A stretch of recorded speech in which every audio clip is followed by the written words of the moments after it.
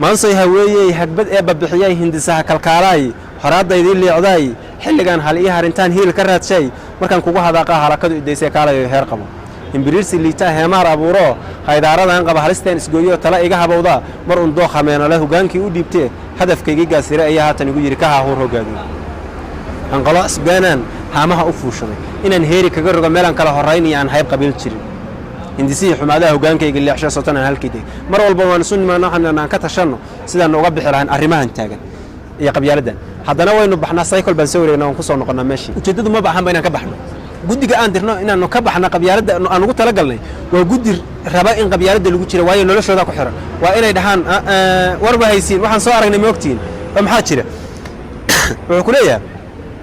haddaanu qabyaalada ka baxno reerkayna qofba lagama arkayo waxaanu ku dhaqdhaqaaqayna ku muuqanaa waa inuu qabyaalada jirtaa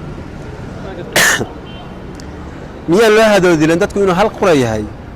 miyaan loo hadoodilan dadku inuu hal qura yahay hilibkeenna Soomaal inaan haybtu kala geyn miyaan heesta lagu darin mise hugun kala jiray hal inaga dahsoonaa miyaa hoos ka soo baxay heshiiskeenni waataan himilada ku duugnee muhuqbo ku taala hilinkiisa soo xiray horaale halkay maanta taala marbay kaga haboonayd inuu sahanku hubiye waxsan leeyahay kaad qoray huwantan qabyaalada inay tahay hayaankii handhaabadii subag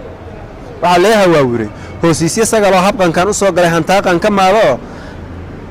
habqantan u soo galay hantaaqan ka maadalo hobashan sugayaan ku hungoobay oo dhaayaha haraadane laabtani ma hoolana horaale waxay taal kan hayb ku diri jiray inaan hiilka soo bido hootada mid kan daray inaan sacab hoorsado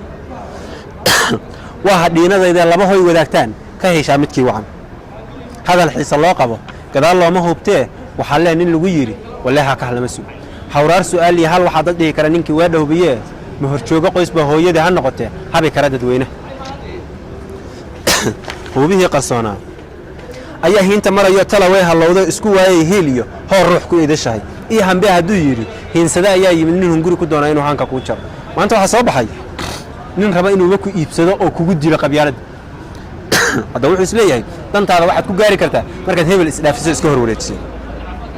ma waxaan hilaajana askii isoo huday lixaadkii hubkayga miyaan heegan ula ahay kii hantaaqa igu waray hoga wiira harka ruuxan ku wadin hayilsami ma raacda mise hadda duulshaan hamilada ka simanna inaan haatan diidna holac iyo kulaylaan